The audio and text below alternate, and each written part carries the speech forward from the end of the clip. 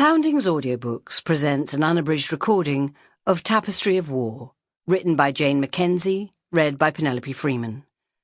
The moral right of the author has been asserted. This performance is owned by Soundings, Whitley Bay, NE26 2JT. Chapter 1. Alexandria, June 1941. It was just after dawn when Fran saw the body. She'd set out from home in the pitch black as soon as she'd heard the all-clear sounded.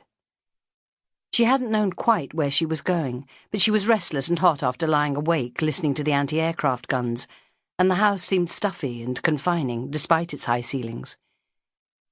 She headed, as so often before, along the corniche in the direction of the town, drawing in the sea air, shaking her head to clear her frustrations.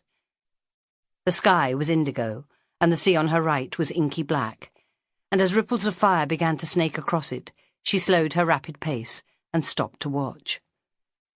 Within what seemed like minutes, the sun had risen over the waves, both sea and sky lightened to silver and violet, and to the east all was bathed in shades of orange.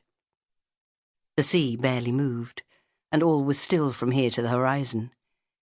It was hard to believe that all night the anti-aircraft guns had been blazing against the Luftwaffe's bombs. Fran leant against the railings and breathed deeply, sucking in the smell of the ozone on the warm breeze.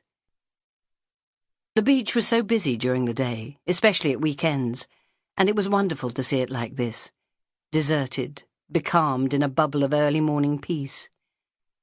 Her eyes strayed to the left, past the breakwater, where the dark sand was taking on shades of gold. It was then that she saw something in the shadows of the breakwater, right down by the water's edge. It was too big to be a normal piece of flotsam, and for a moment Fran wondered whether it was a piece of debris from a ship or a floating mine washed up onto the shore. But then she spotted a white shirt, and with a jolt she realized the form was human, a body lying huddled into the breakwater as though for shelter. It was strange how long it took her to move. The almost drugged silence of the morning seemed to have made her sluggish, and her brain and her body couldn't quite work together. Eventually, though, she moved along by the railings until she reached some steps, and with her hands clenched, made her way down the beach.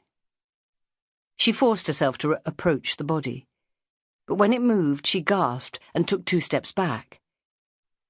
It had only been an infinitesimal movement, but suddenly this wasn't a corpse, but a living person lying in the sand.